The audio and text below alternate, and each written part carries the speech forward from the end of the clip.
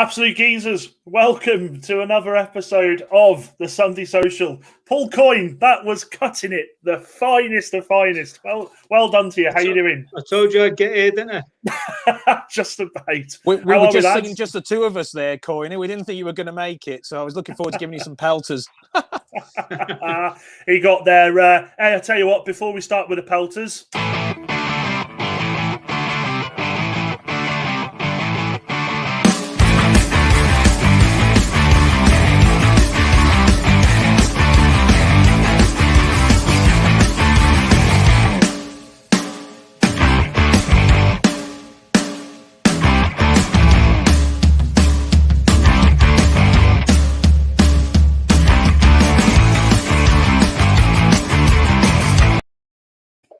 Well, welcome guys to another episode. As I said, if you're new to the channel, make sure you hit the subscribe button below and share it with your friends. Tonight, as always, I'm welcomed and joined with my co-hosts. I've got Vorney. How you doing, Vorney?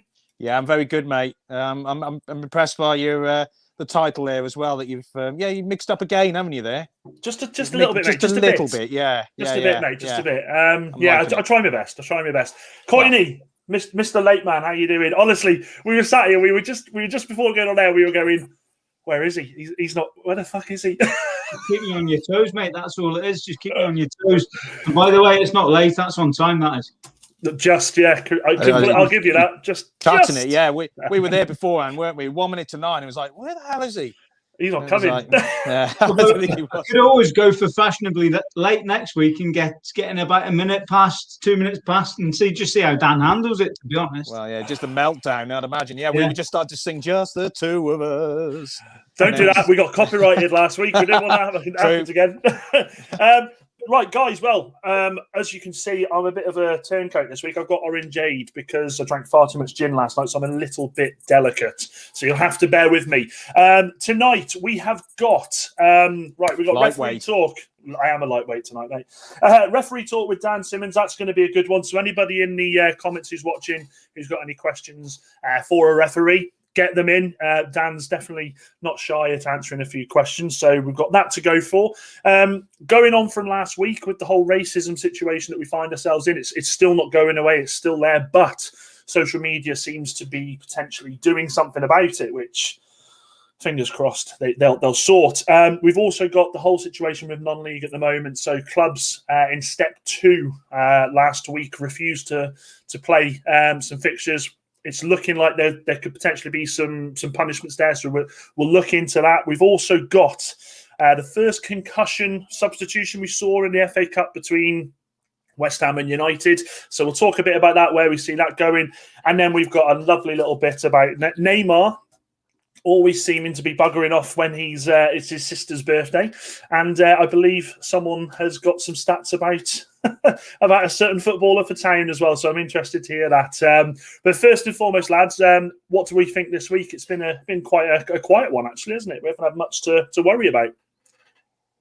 Not a lot of controversy around, was there? There's no Mike Dean specials or anything this week.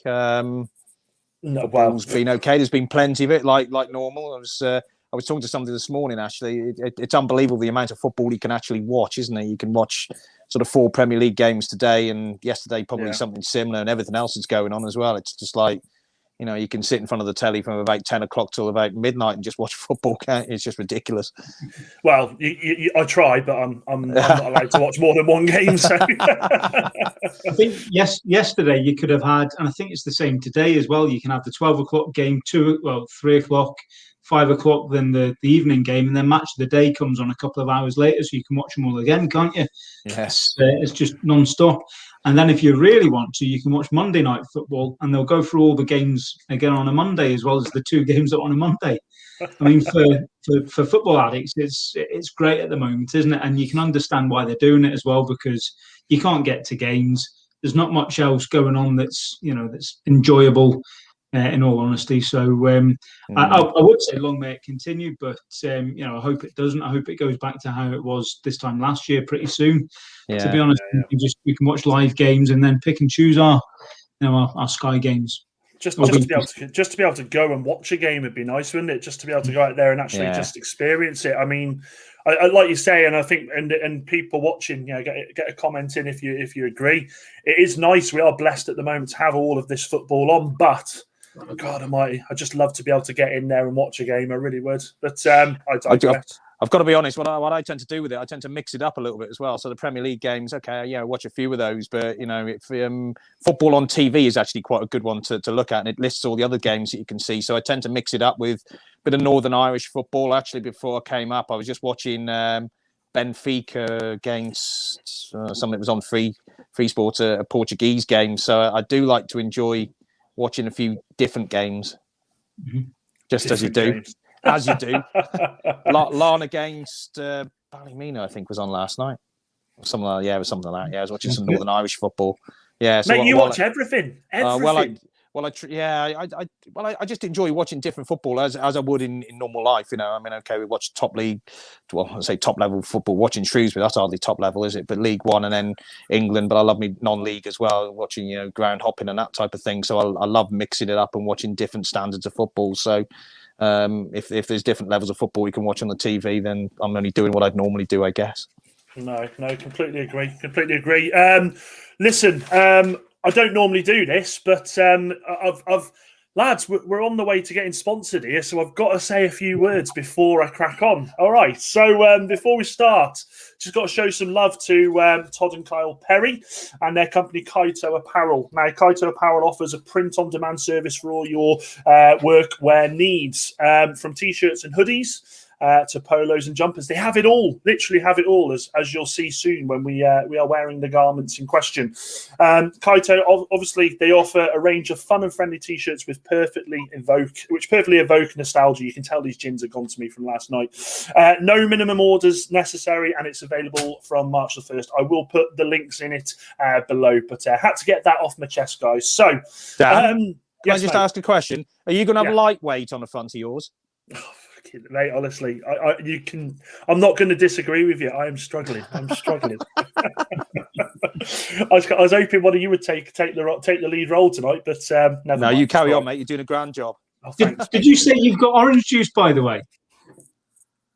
That looks like piss, doesn't it? That doesn't even look like orange juice. Yeah, it does. I was just going to say some of my one of my best memories of you is you walking in hungover when we worked together. With your 2 cartons of, what was it? Tropicana. Club Tropicana drinks are free. Copyright. We're gone. Right then, guys, I've got the Fan of Fan podcast. Welcome, guys. I actually appeared on their podcast. It was released this week. Had some real good fun with them. It's nice to be the other side of the questions. When we get back to watching games live, would you prefer the current times or the old times? So Saturday 3 p.m. is the main one. Good question. Do you know what? I quite used to enjoy the 3 p.m. kickoffs. I'm not going to lie. Is that what, the live games, or going to a game, you mean? The live ones. Oh, yeah. David Roberts, ref question. Well, I'll tell you what, David, before we get your question, let's get the referee in question on the show. So here we go. Everybody, welcome to Dan Simmons. It's time to bash a referee. I'm only joking, Dan. How you doing, Dan? You all right, mate? Yeah, not too bad, mate. You? I'm all right. I'm alive, just barely.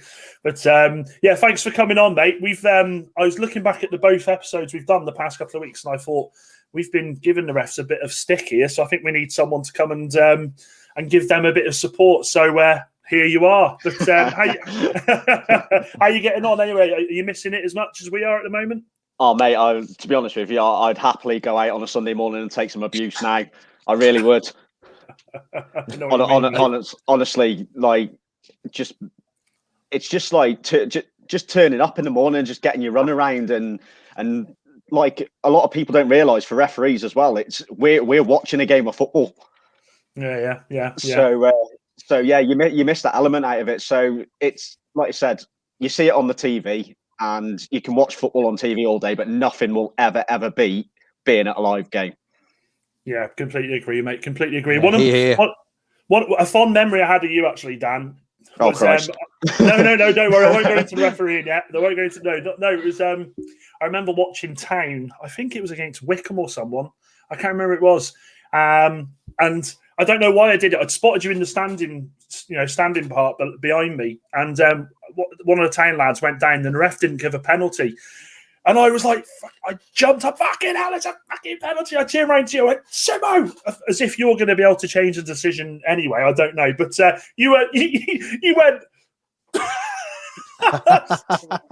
Yeah, I think I remember it. I'm pretty sure he dived. Yeah. Definitely. Probably did, mate. Probably did. But Dan, as I said, mate, thanks for coming on. We have got some questions already filtering through for you. So I'm going to put the spotlight on you, bud, and we'll start with a question from David Roberts. David's commented on the last couple of weeks on here. It's good to have you back, David. He says, in fact, I'll tell you what, I'll do you one better, mate. You can have a look at it on the screen. When watching the know-it-alls on Match of the Day and talking about offside, they use the word phase. When does a phase change? Right, so the phase changes if the defensive side actively play the ball without pressure from the striker. So you had that one with Rodrigo with Aston Villa last week. So the way that the law was written at the time, they implemented it properly because Tyrone Mings made an active attempt to play the ball. What they why they tweaked it is because obviously Rodrigo has come from an offside position and he has blatantly gained advantage from it. Right. But the way the law was written says that once Tyrone Mings has played that ball deliberately, he could go and get it. Rodrigo could go and get it, and that's why they tweaked it. It was such a messy situation, wasn't it? Because there was such an uproar, and I think, like you said there, at the time, they seem to be doing that a lot at the moment. I don't know if it's because of the whole VAR situation or what, but they do seem to be changing some of the laws, don't they, mid-season?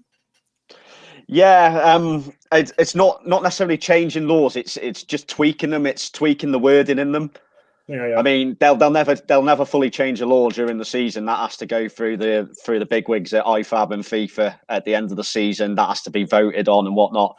But what they tend to do is, from my point of view, is I'm not going to slam anybody. But go on, mate. It's after 9 o'clock. Go on. We like slamming on here. Come on, Sam, wind it up. No, so basically, when there's a colossal fuck up, effectively, they'll go out and they'll go and tweak the law so that so basically it doesn't happen again. Okay, that makes sense. I'm happy with that. I don't know why it would matter anyway, but we've got another question for you, mate. Honestly, you're the most popular guest we've had for questions. You mentioned the word referee, and 8 people come with their pitchforks. This is from the Fan of Fan podcast. They say, ref question, honest opinion on VAR. Also, do you think that it's VAR that's the problem or the poor refereeing decisions behind it? That's a good question, that is, because there's been a couple of incidents, hasn't there? And I think Mike Dean's obviously been at the forefront of this, where there's been a decision in his ear, and he's gone and looked at it himself, and some of the decisions have not been the correct ones. So what would you say to that one, Dan? How long have you got? As long as you need, mate. Just let me know. Let me know when you.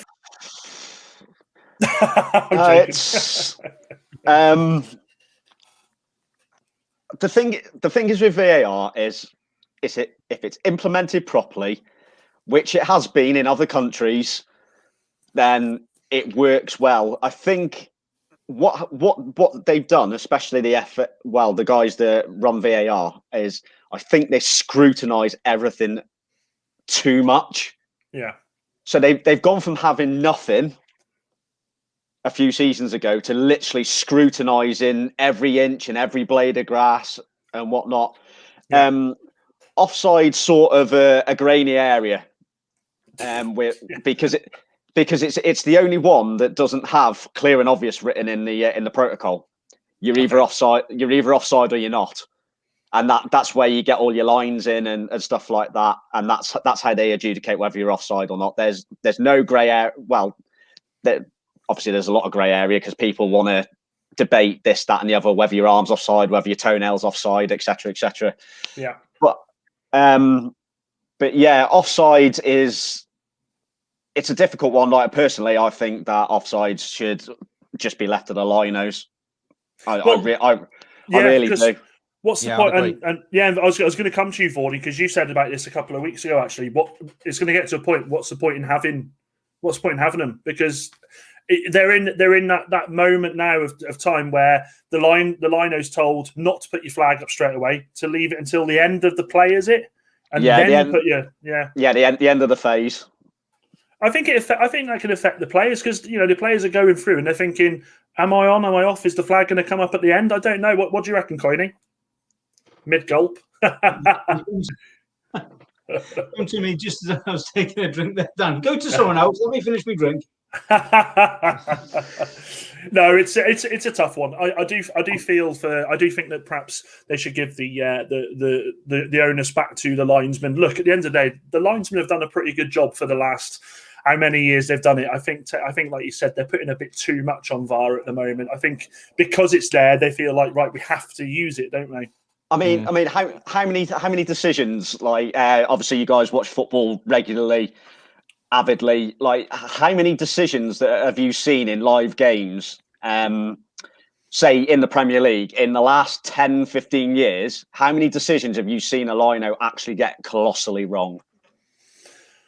The only one I can think of is the England game.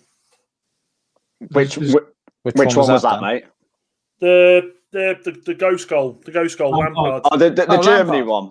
Yeah. And I felt for the ref in that, because after he got that wrong, it was replayed on the massive screen, and he's still officiating, and he can see it, but obviously there's nothing he can do about it, is there? The thing is with obviously I'm going to back the lino here, and I'm going to tell you why. So basically, you've got your line of defenders, and Lampard's hit that ball from, where is it, 18 yards, a little bit closer. Yeah. He's hit that at a fair rate of knots. So there is no way the lino is getting back on that line to give that.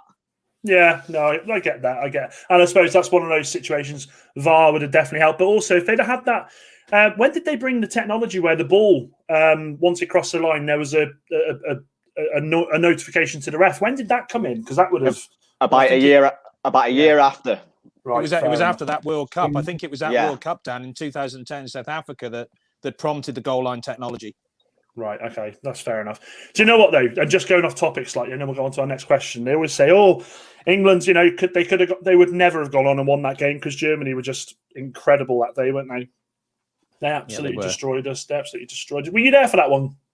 No, I wasn't. No, I didn't travel over to South Africa actually for any of the games. It's one of the only World Cups actually in the last few years I've missed. But yeah, I echo your sentiments there. It was one of those games that we were getting pummeled. We deserved to lose, but what I didn't want to do really was obviously that goal being disallowed or not even given, was then to lose sort of narrowly, and everyone's saying, "Oh yeah, well actually England were a bit unlucky and could have won it if this was given." We actually lost 4-1 in the end, and that was sort of, well, it wouldn't have made any difference. So yeah. Max, big shout out to Max FM Stories. I think it's the first time he's commented. He did say about what's your current view of the offside rule. We've kind of just gone through that with the linesman should be using it, but then he has gone on to say, I think VAR was used best in the World Cup. It stopped grappling in the box and diving and howling errors. It doesn't need to be anymore. And I've always been of that opinion, if I'm honest. I thought the World Cup 2018, I thought the monitor on the sides of the field for the referee to go and have a look at, I thought it worked perfect with that. What would you say, guys? Yeah, I think, like we said before about the linesman, I've been a big advocate of just leaving the offsides to the linesman, really, to be quite honest. That's what they're there for. And if you're going to start sort of debating everything, then there's no point having linos. So you leave them to do their job, and the referee 90% of the time or 95% of the time can do his job as well. It's only those little sort of like hand to God moments, I suppose. And this is where I thought VAR was going to be coming in and correcting those real obvious errors.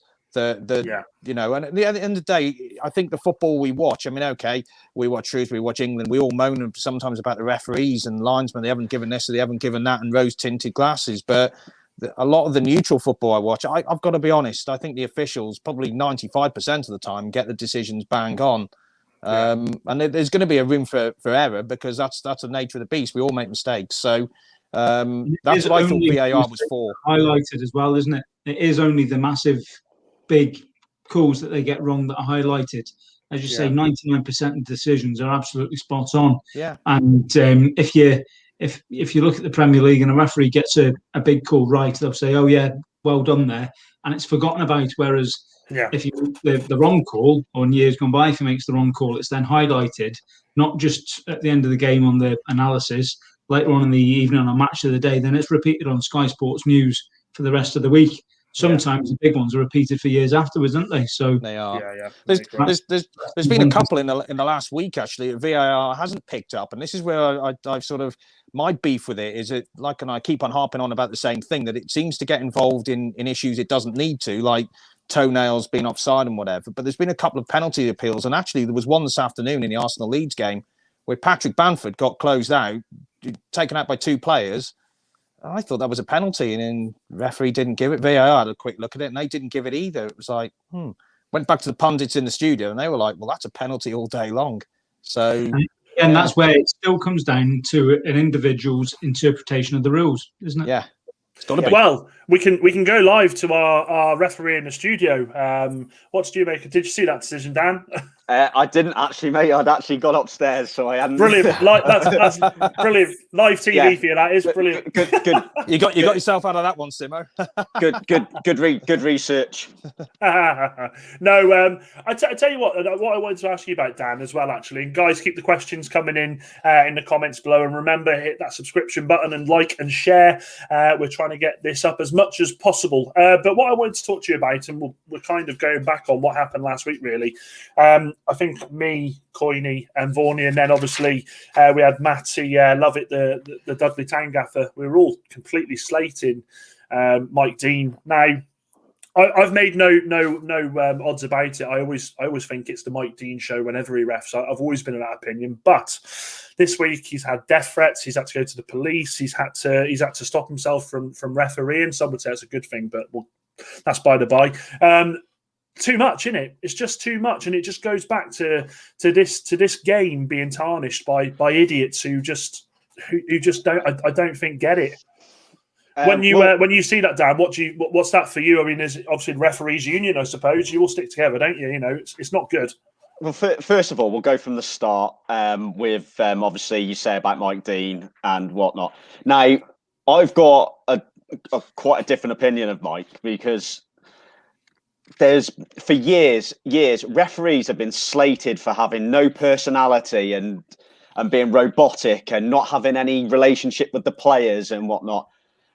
And then you get a referee that comes along who loves his job. For me, obviously it's my personal opinion, but for me, he's entertaining. He's part of it.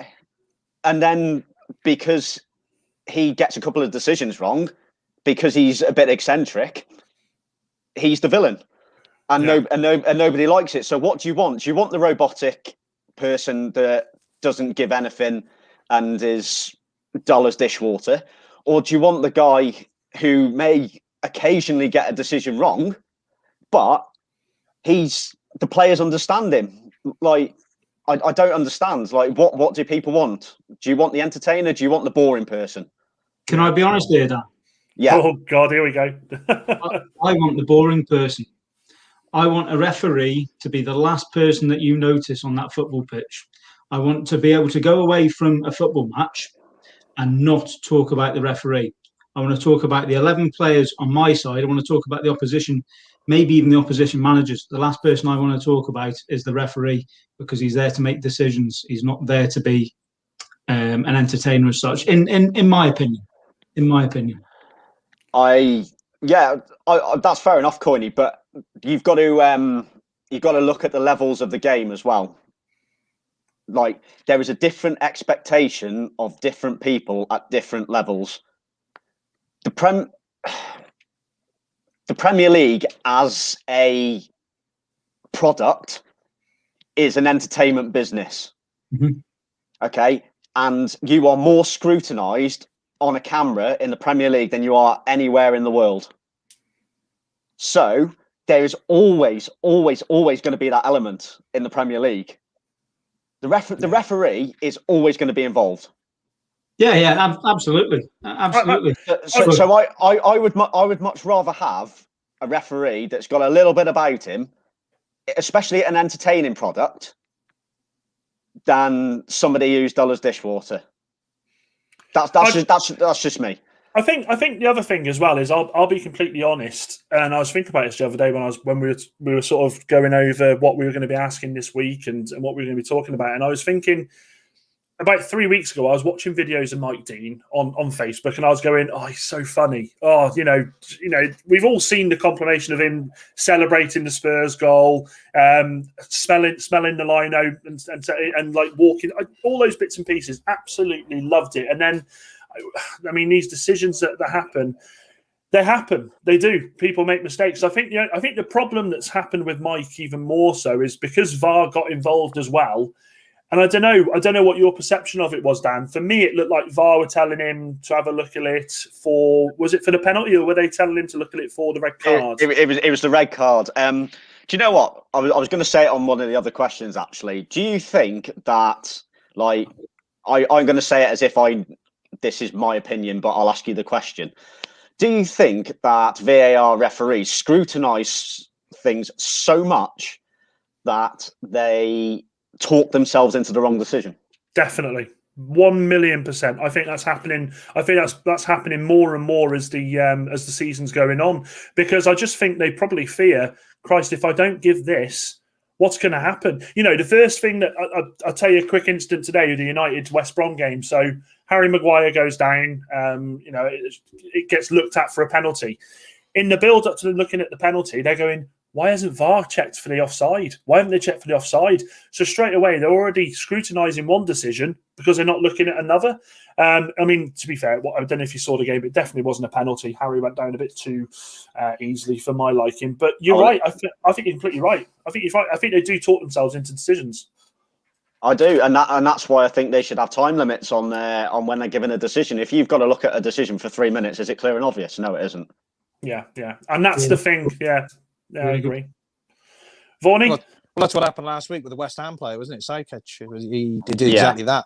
I mean, I think we said on the show last week that Mike Dean was looking at it for 2 minutes. I'd like said at the time, I don't think he was particularly sure. But I mean, like Coyne, I think made the point was that there is some contact. You can't doubt that there is any contact. And I don't know, Dan, whether that's one of those areas then where it's a little bit of a grey area, that if he's made contact, that he probably has to send him off, even though you can tell there's not really any particular malice in what he's done. It's just an accident, isn't it? It might be one of those points that you've just made there, where Mike Dean probably felt like, actually, by the letter of the law, I probably need to send him off, even though it probably isn't. I don't know. I think he's. I think the longer that you look at VAR, the longer. The more you're more inclined to send somebody off, because you're looking at the screen and you're thinking, well, if I've stood over here for 3 minutes to not give anything, then it's going to look like a complete waste of time. So maybe that element's come into it. I think what they've done is they've not used common sense effectively. You can see from Souček's arm that his arm comes straight up. It doesn't go out and into him.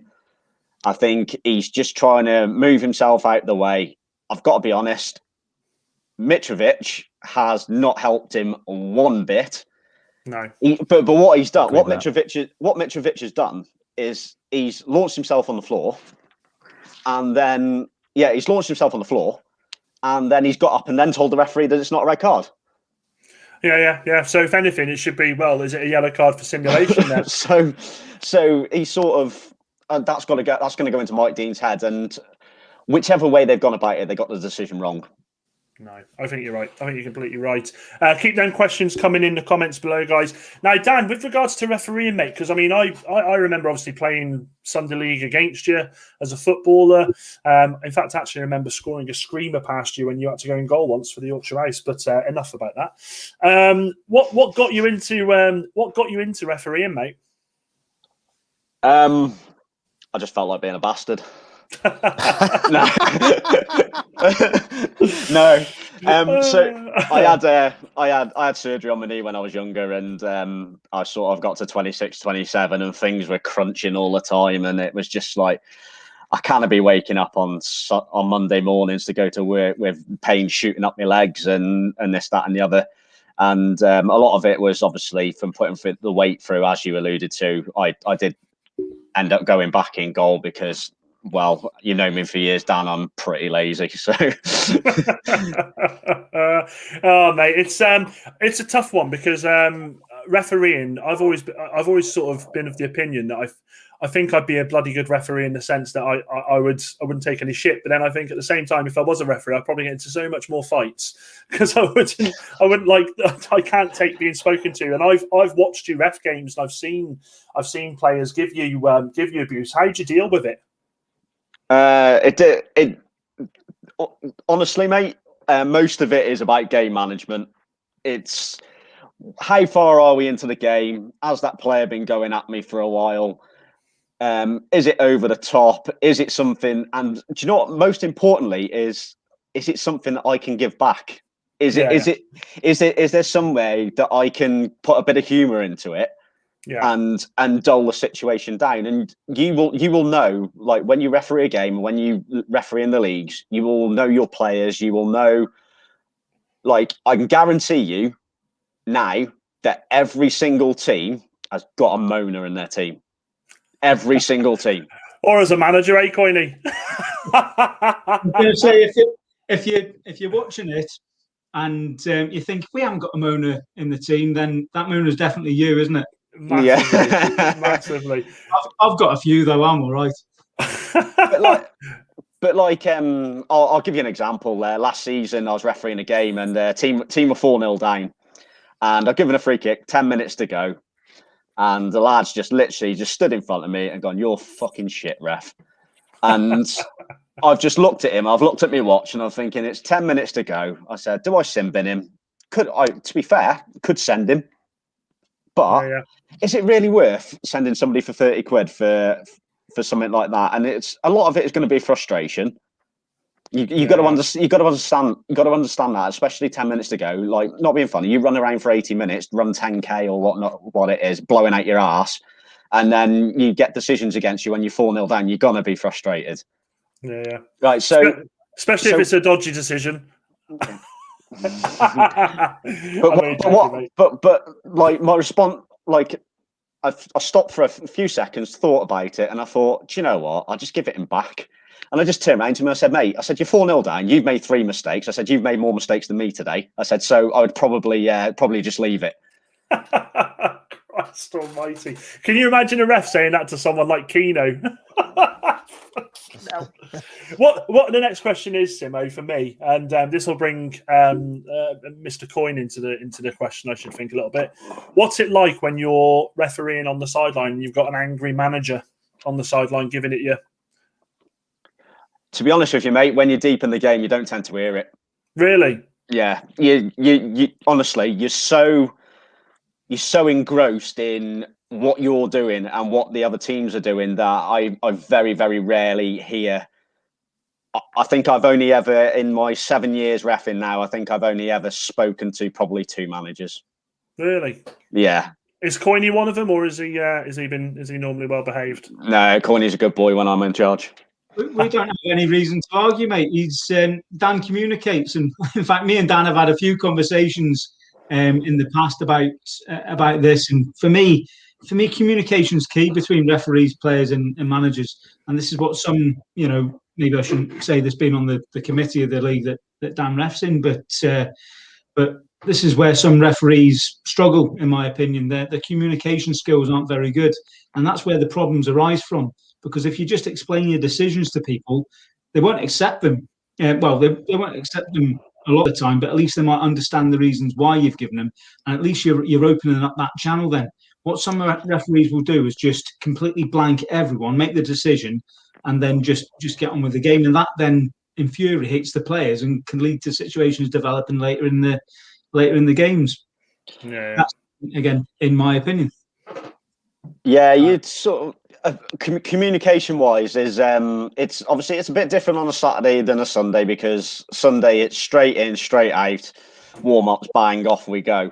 But 9 times out of 10, my sort of 2 rules is if it's a clear and obvious foul, I'm not interested. I'm not talking to you. If it's, say, man first then ball, or something like that, I will tell you that, yes, I'm happy you got the ball, but you got the man first and you know that you've got to get the ball first. It's simple as that. You do get some that you do get some that sort of you do generally have to stop talking to them, because they're once you start explaining decisions to them, they'll want to know why you're there, what ward you were born on. They'll want to know absolutely everything. Like, the questions will just keep coming. Actually, yeah. Yeah. It's so you, like I said, it's game management, lads, all the time. Like, a lot of referees know how to game manage. Some don't, and that's where you get your pain in the backside. Like, am I going back to that point where I spoke to the lads? Right, the only thing I'm going to do by sending him off at 4-0 down is infuriate the other team. Yeah. And make the last 10 minutes of that game absolutely atrocious. So if you can find alternate ways to do that without banging cards out left, right, and centre, then do it. We've got something called the stepped approach, which a lot of people don't know about. Is it'll be talking to captain, yellow card, talking to, gone. Okay. Like, so when people are screaming at you to send him off for dissent, we've got a stepped approach. Like, obviously, if you're effing and jeffing, then you probably skip a few steps of that. But we've got a stepped approach that we are taught to use. And if you can use that, then 9 times out of 10, it's a pretty good way of dealing with a player. With regards to the sin bin, have you had to utilise that much? Yeah, and I'm going to bring back the Mike Dean abuse thing for this. Okay. So I did a game. Obviously, I'm not going to name the teams because I don't want any more flack coming to anybody. But it's just people need to understand the experience that sometimes we go through. So with Mike Dean and the threats and stuff like that. So I did a county cup game, not last Christmas, but the Christmas before, just before Christmas, and the team were getting a bit of a walloping, and lad went down. Basically, what he did is he slipped in the mud, and I didn't give a free kick, and he got up and he was effing and blind, and he was going absolutely loopy, and every part of the laws of the game would have told me to send him off, but I didn't. I sin-binned him to see if he would calm down. Again, at 4-5-0 down, you're only going to make things worse for yourself if you don't try that step first. So I did that. Anyway, it turned out somebody said that it's all right, he's on their team, and I had to send somebody anyway, because you can't bring our into disrepute. So you can't do that. But later on in the game, about 5 minutes to go, the lad had been chirping at me pretty much all game, but nothing sort of over the top. But it was irritating. 5 minutes ago, lad goes down, no foul. I'm literally 2 yards from it. I know referees can get things wrong, but there is no way I can get this wrong. And so I've waved it away, and this lad's just started chirping at me, effing and blind. And I thought, right, there's 5 minutes left. I'll sin-bin him and just do us all a favour. I sin-binned him, and the first thing he did is he turned around. He said, "You're not going to be wearing that kit all the time, you fucking cunt." He said, "I'm going to have you." Oh, wow. and I was just like, oh, well, first of all, we'll upgrade that to a red. And yeah, and then obviously I didn't go into the change rooms until he left, because, well, why would I put myself in that situation? And that's the thing. At the end of the day, it's a game, and there should never be any. Look, we all get angry at decisions, but there should be no violence to anyone on the field, to the ref, to the players, to the bloody, the linesman, the kit man. It's ridiculous stuff, and I just kind of feel like, where do we go from here? I do kind of feel like the refs are getting it worse. I don't know. What do you reckon, Vorney? Yeah, feel a bit out of my depth with this one, actually, to be quite honest, talking about refereeing and some of the decisions. But Yeah, I mean, at the end of the day, I think just echo what you said, really, to be quite honest. At the end of the day, it is a game. I mean, we will get excited, don't we? There's always going to be decisions that will go against you. You know, and I played the game sort of like a bit of Saturday, bit of Sunday football. I don't remember anything particularly bad, not really sort of like where a referee is being threatened or potentially going to be threatened, like you just said there, Dan. I mean, obviously, sort of various words being said, but yeah, never anything particularly like that. That's it's pretty bad, really, isn't it? It's frustrating, mate. It's frustrating. Yeah, it's not good. What's your plans then, Dan? I mean, what refereeing wise, do you want to move up the divisions, or are you sort of just content at the moment? No, never content, mate. At the end of the day, it's something I love football. I always have, always will, and it's my way of staying in the game. Yeah. I mean, I spoke to you when you very first started doing footballers, and that is what I want. Yeah. And there was the reason why I went into the refereeing and why it was justified. And I love doing it. I wrote something on my Facebook the other day. You guys probably saw it. I saw it. Yeah.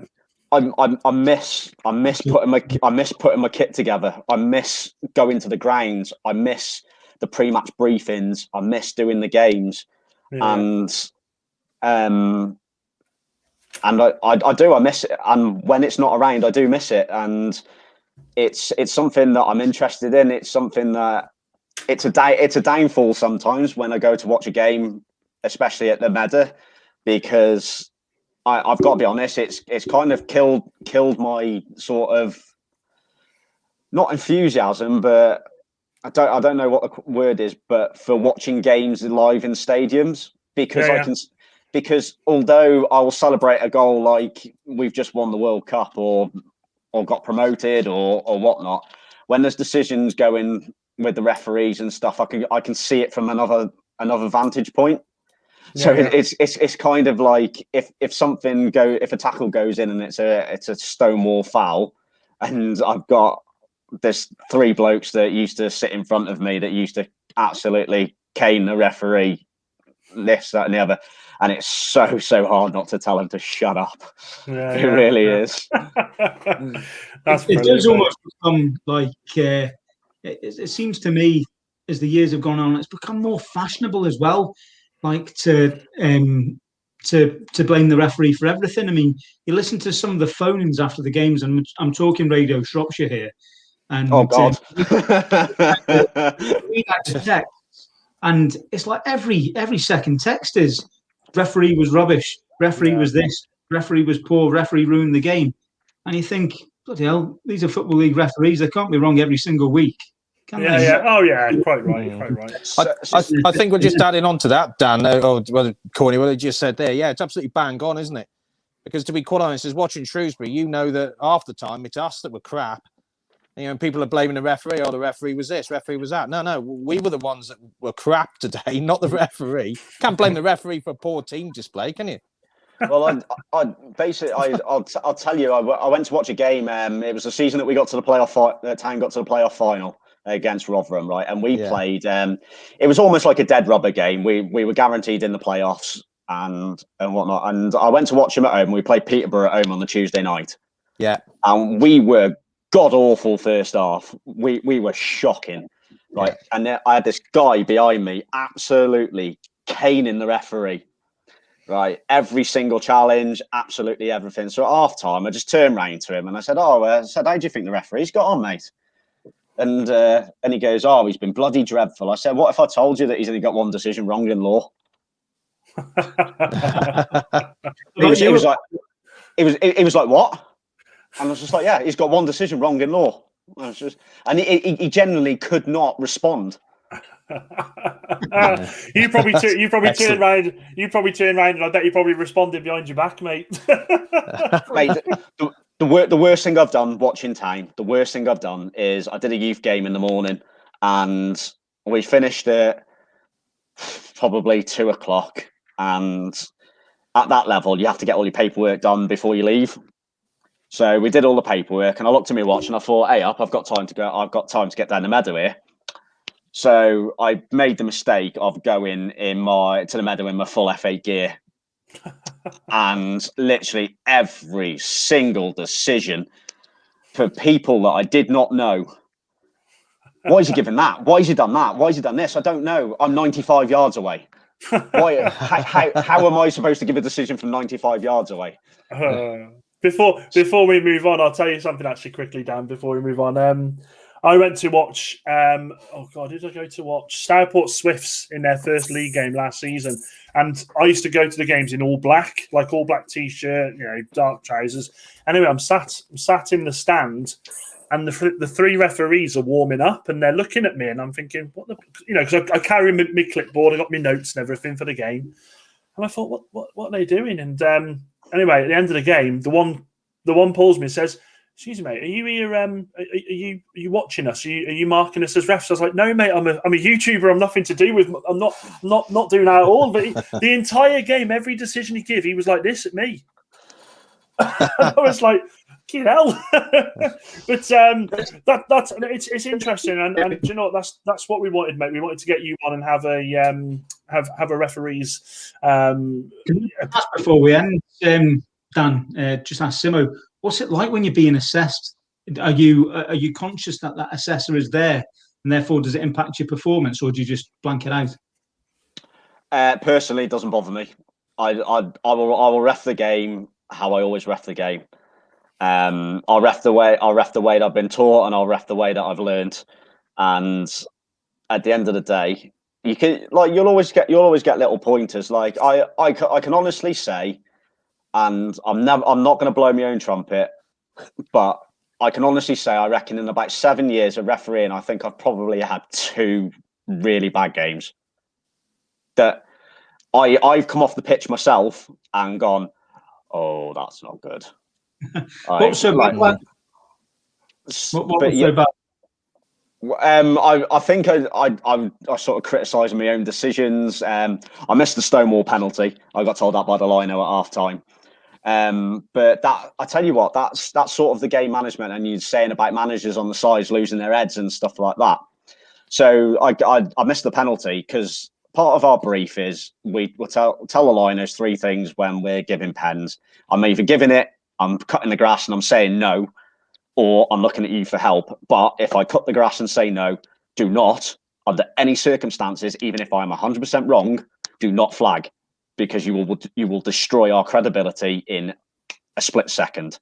Mm-hmm. So I waved away the penalty, gave a corner.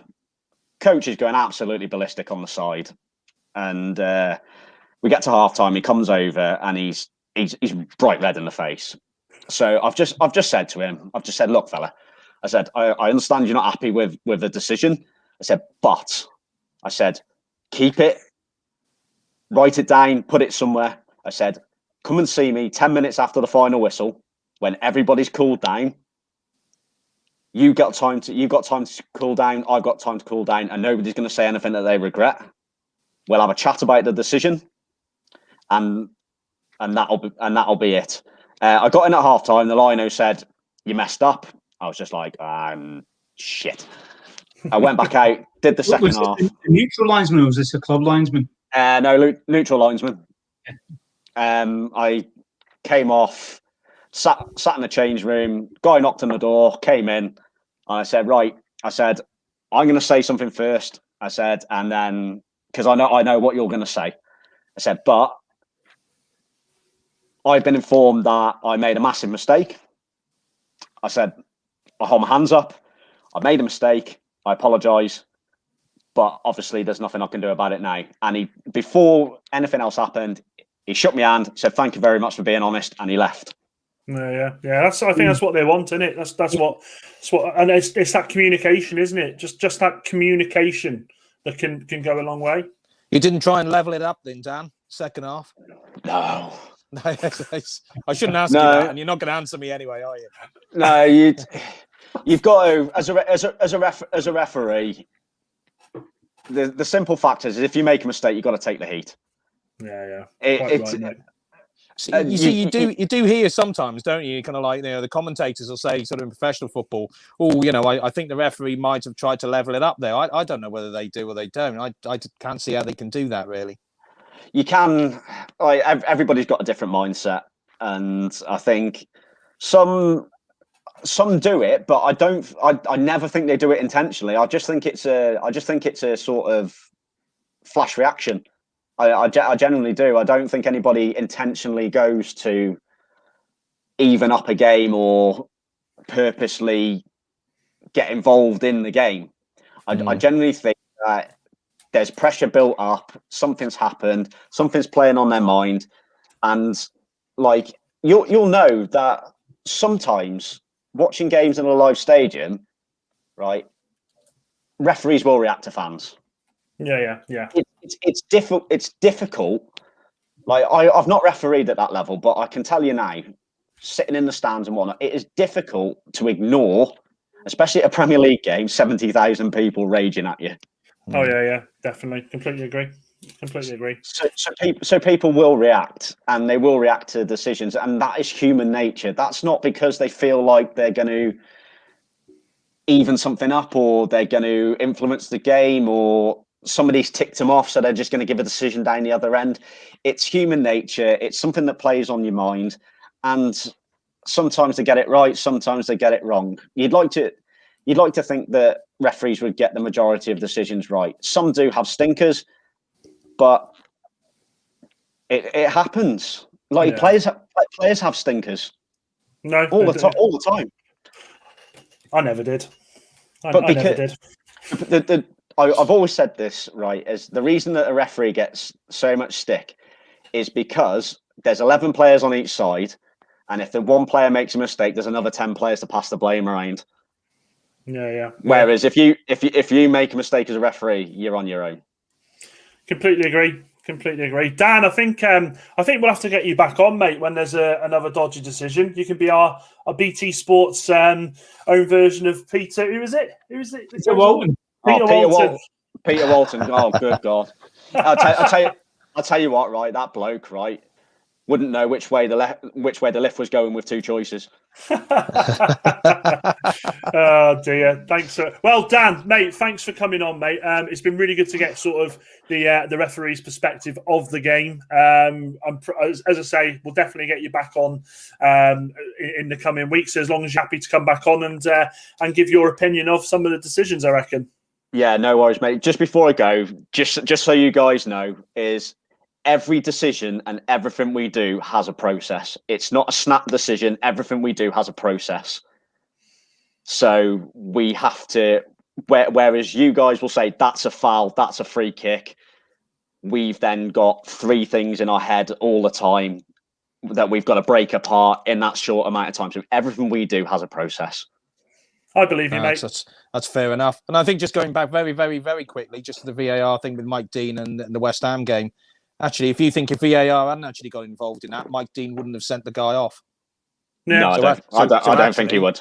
So actually, he would have made the right decision. If VAR wasn't there, he would have made the right decision, and Sotic would have stayed on the pitch. I would say so. Just leave that one there, really, isn't it? Yeah. Brilliant. Spot on. Right, Dan. Well, thanks for coming on, mate. And as I say, we'll get you back soon. No worries, fellas. Thank you very much. Okay, Dan. See you later, boys. See you later, boys. Tat up.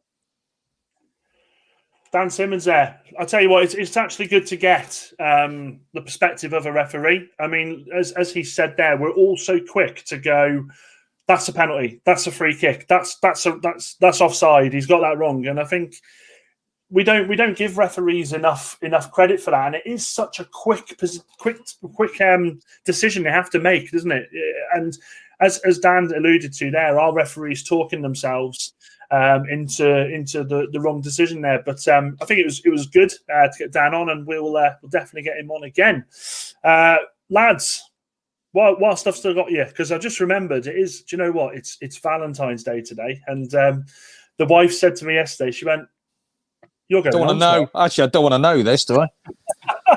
She said, "You're going on tomorrow night," and I went, "Yeah." She went, "It's Valentine's Day." I went, "Yeah." She went, "Well, what about me?" I was like, "Oh, fucking hell, of course, I completely forgot." So, I'll have to. Yeah, very, always, mate. The only thing I know. But social media, it looks like they are finally taking notice of what's happened in the last few weeks in regards to the racism aimed at players. Facebook have come out and said they're going to start monitoring. I can't even talk monitoring it. Instagram. What do you reckon? Do you think we're going in the right direction now? Do you think they're going to start doing the right thing? I think it's a start. I'm not sure whether it's enough as yet. I still think, and we touched on it last week, I still think we need to be going down the route of ID. You need to verify your ID before you have access to these social media platforms now. Yeah. And again, tougher stances as well. I mean, I've mentioned in the past, my personal opinion is anyone that gets found guilty of racism in the sport of football should get a lifetime ban, and my opinion is not changed on that.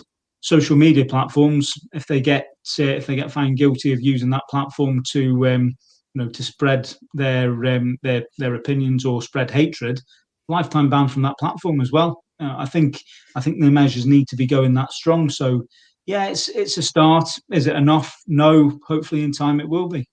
Hopefully in time it will lead on to being.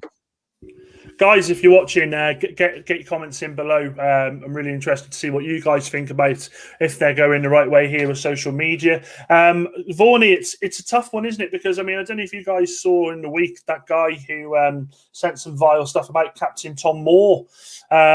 He's getting I mean, he's been arrested for it, hasn't he? I think they're doing him properly for it.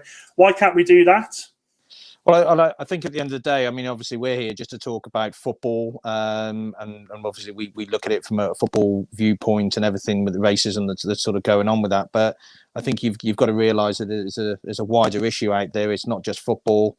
Politically, obviously we're not getting into a political discussion, but seems to be a bit of an uprising between left and right, full stop, doesn't there? Where it seems to be kicking off a little bit. But I mean, going back to social media thing, then absolutely, these platforms are what is giving people, I suppose, the platform to actually go out there and say what they're saying. I mean, I think I said last week, I think if you actually physically go to games, you don't really hear this. I mean, the only game that springs to mind in the last sort of few years was actually Bulgaria-England game. Yeah. Where there was quite clearly racist chanting and everything that was sort of going on. It was bizarre atmosphere, really, to be quiet. And at the end of the day, look, I mean, it doesn't make Bulgaria a bad country. It didn't make Sofia a bad city, and it didn't make the residents anything there bad either. You know, you're talking about a very, very small minority of people, and that's what we're talking about, aren't we? We're talking about a small, narrow-minded bunch of people that think it's acceptable to go out there and do this, and it's not.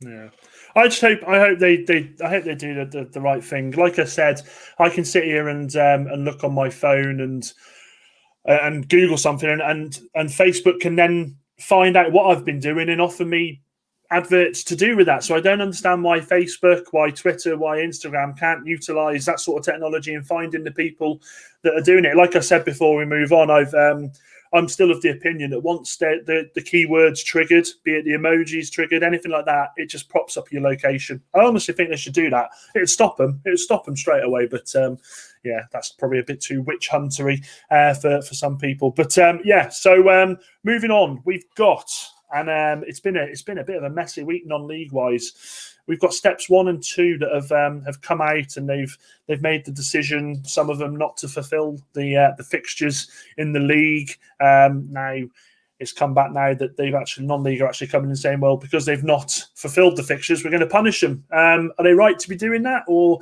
should there be a bit of common sense here, the safety of players and etc? What do you think? Well, I think just got to be a bit of common sense, isn't there? I mean, I think what will actually happen there, Dan, I think there will be the threat that they'll be fined in X, Y, and Z. Whether that will actually happen or not, I'm a bit sort of skeptical on that, to be quite honest, because I think there's too many teams that were saying, well, we're not going to play for reasons X, Y, and Z. I mean, There was a bit of a bizarre one, wasn't there, really? I think with Sunderland going back a couple of months ago, where they had COVID. They tested positive for COVID, and the Football League didn't actually step in and cancel the game. And I can't remember the team that went. I think it might have been Oxford. I think had to travel up there, and then Oxford ended up getting COVID. It was like, why didn't you just cancel the game? And they were basically, Sunderland were scared to make the decision to call the game off, because the Football League had threatened to dock them points and X, Y, and Z. Well, that's just a ridiculous situation to be in, isn't it? At the end of the day, the Football League should have the common sense. And then the football club shows us, look, that's it. Game's off. That is it. Yeah. You've got to make that call. You've got to make that call. I think you'll be happy to know I've got some slides. Next slide, please. Next slide, please. So this is moving on. I am not a cat. You have no authority here, Vaughan. I have. Next slide, please. Yes, next slide. So this is step one. So as you can see there's not been much change in the last week or so in regards to people voting. They are saying that a lot of people still aren't really publicly going saying what they've said they're going to be doing. It'd be interesting to see if non-league do release any more information on that. Now, what they are doing, step two, look at this. So step two, South, it's starting to turn a little bit. There was only a couple of teams that were for it a week ago. Look at it now. You've got 1, 2, 3, 4, 5, 6, 7, 8 teams potentially for the league cancelling, which was quite because as you guys remember last week, it was all against more than anything, wasn't it? For South, they didn't really want to stop playing, but then up north, as you can see there, we've actually seen a few teams are actually saying that they don't want the season to stop now. We look at the teams in question, a lot of them are in the right end of the table, so I think make of that as you will. But as you can see, clubs are becoming more vocal about this now, aren't they? They are having more of opinion. And I was listening to Ollie Bayliss's non-league show. If anyone's not listened to it, it's really good. It's really, really good. It's on the iPlayer. Have a listen to it. And what he was saying, he was talking about fan-owned clubs were the ones that were more worried about the league and what's going to be happening, in the sense of they don't want to get themselves into debt, because Hereford being the main one, and I suppose Telford, they've come back from the brink, haven't they? They've had to sort of start again. They were absolutely shafted, and they don't want the debt with it. So it's quite interesting listening to Ollie speak about that. I've got David Roberts again here saying, what are the reasons for teams not fulfilling fixtures? If it's COVID, then common sense should prevail. And you know what, David, that's completely right, mate. I just don't know. I think it is COVID. I think it's the worries of going out of areas. But then, of course, the numbers are all coming down now, aren't they?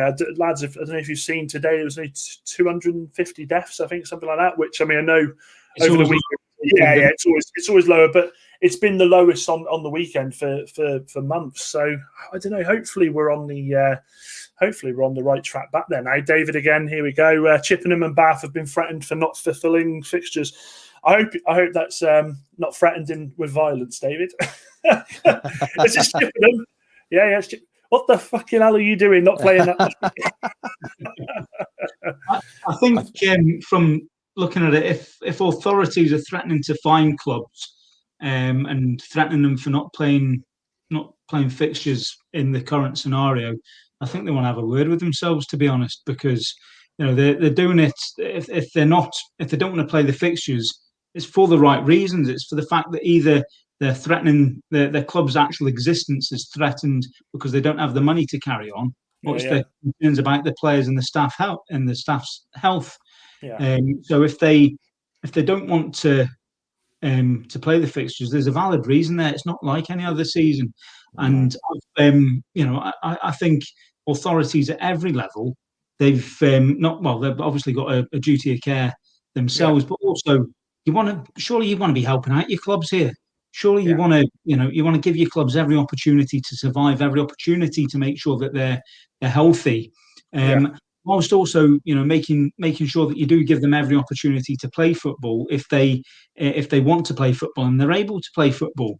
So it's not the time for these authorities to be threatening clubs or threatening with fines. I think they want to take a different stance and see how they can actually help the clubs, instead of threatening them, Yeah, I agree. I think, look, at the end of the day, you're offering these clubs loans because they're obviously struggling to be run at the moment, and then you're coming at them and saying, right, you've not fulfilled that fixture. It looks like we're going to have to fine you. It's just beyond beggars' belief, isn't it? But I think just to answer a question from last week as well, there actually, because Chester were one of the teams, weren't they? They were at the top of the division, and we're looking to opt out. And then I thought about it afterwards. Actually, they're a fan-owned club as well, aren't they? Yeah. So that's probably their decision, even though they're the right end of the table. And actually, looking at what you've just shown us there, Dan, there's quite an obvious split now, isn't it? The teams at the top want to carry on, and the teams down the bottom don't.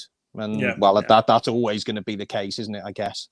Yeah, no, completely agree. I think, hopefully, I'm hopefully going to have a chat with Ollie. I keep putting my arm up there. It looks like I don't know what I'm doing. I'm going to have a chat with Ollie and see if I can have a chat with him and get some more information from him about it, because I think at the moment it is just, we don't know, do we? We still don't know. I think we're all waiting for the 22nd of February. That's the big day. That's the D-Day. And actually, people that are listening, I think we are thinking about going live perhaps one day in the week next week, aren't we? After the decisions come through to get a bit of a reaction on that, but more on that to follow. In the FA Cup this week, well, I say this week, last week, we saw the first concussion substitution used. What do we think about that, lads? Great idea, and should have been done a long time ago.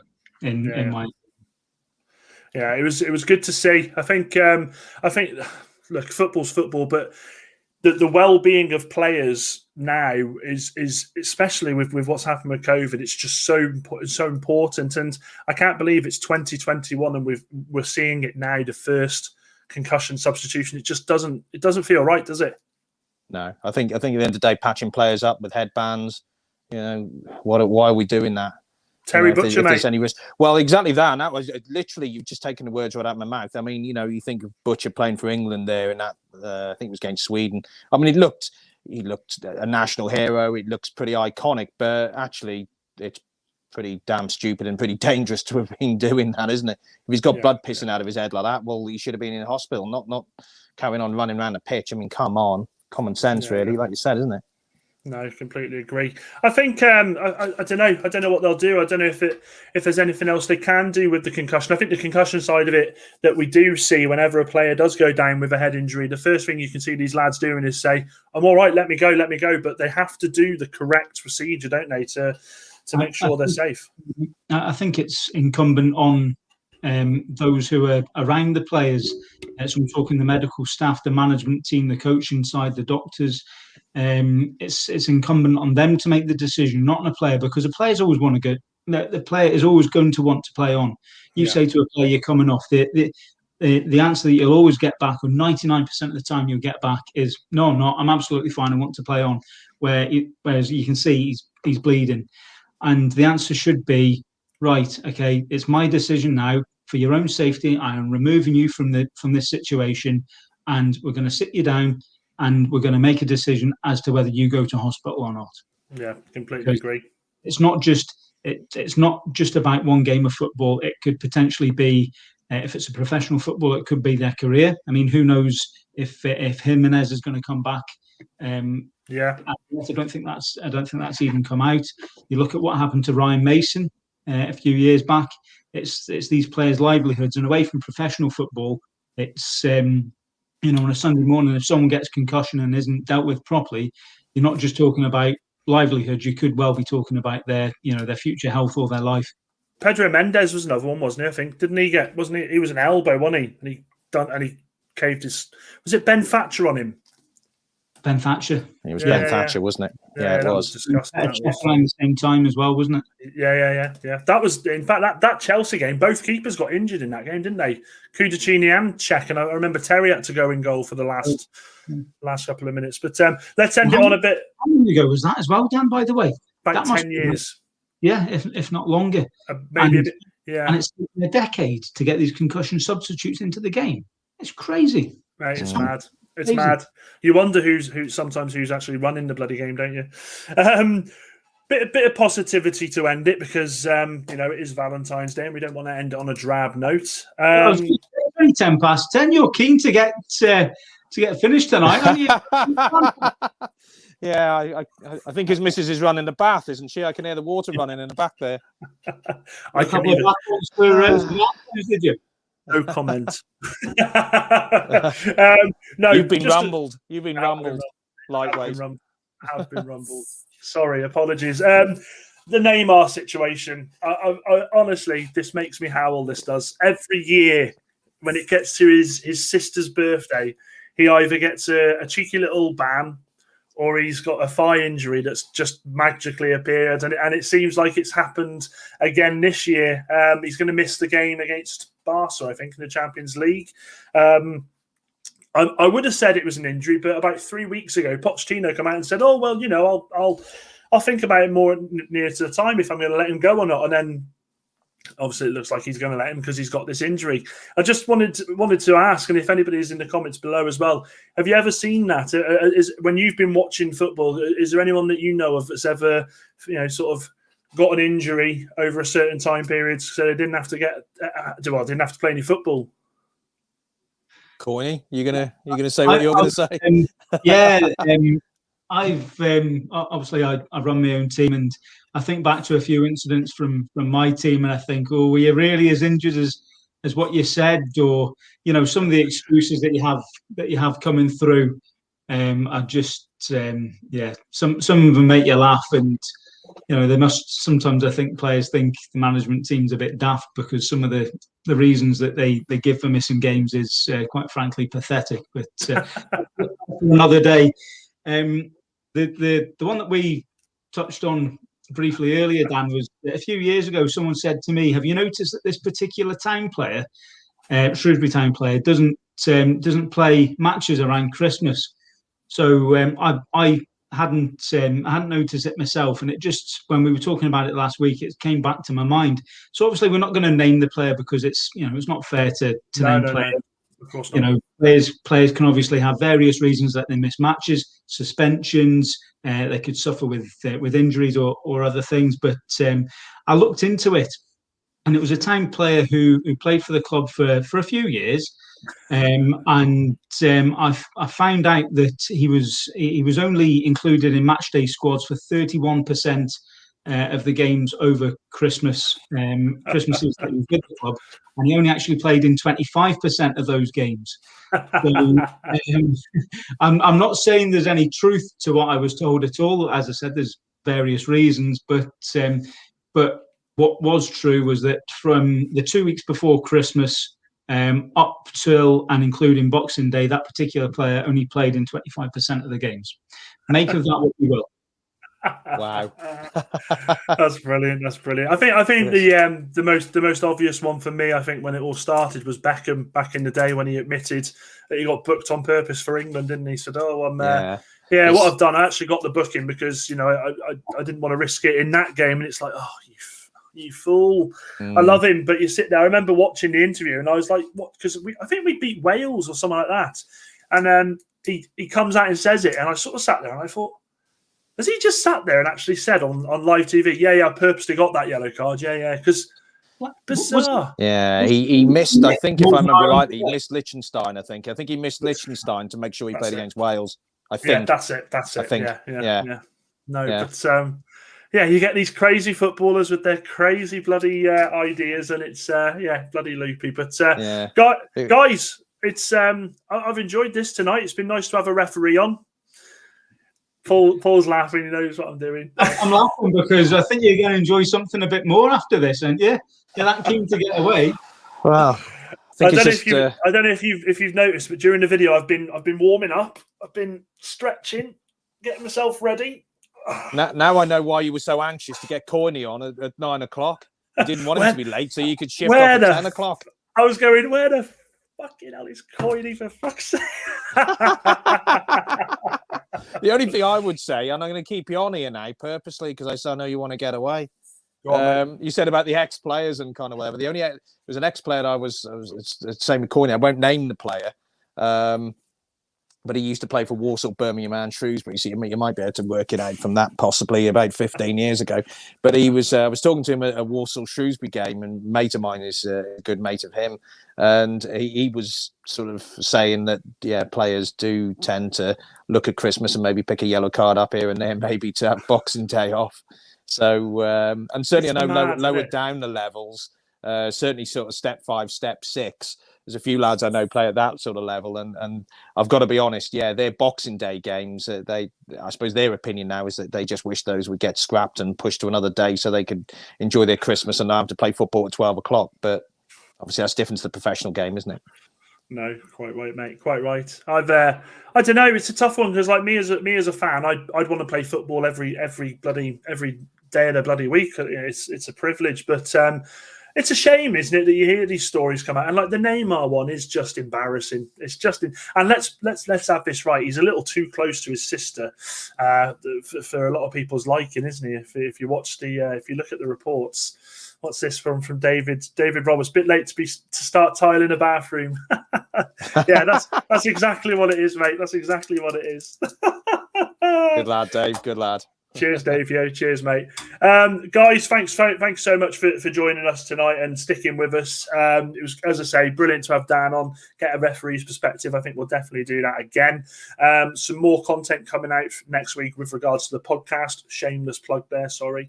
That they'll be out in midweek. And other than that, guys, I think we'll next Sunday we'll have plenty to talk about in preparation for the 22nd. I think we'll have some.